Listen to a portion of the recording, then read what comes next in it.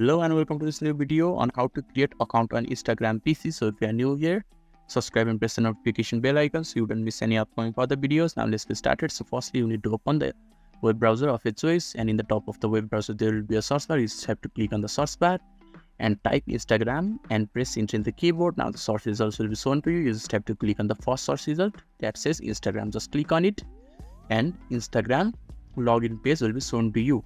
And on the right hand side you will be able to see the login page, and if you have previously made an Instagram account, then you can just enter your phone number, username or email and your password and click on the login button, and you will be able to log into Instagram, and you can also log in with your Facebook account. But if you want to create an account totally new, then you can just click on the sign up button that is on the bottom section of that login. So you just have to click on that sign up button.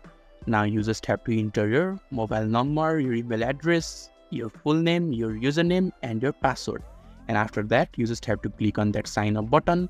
And when you have entered all the information that is required and you have clicked on the sign up button, then the next step will take place, and after you follow the processes or instruction provided by Instagram, you will be able to create a new account comfortably.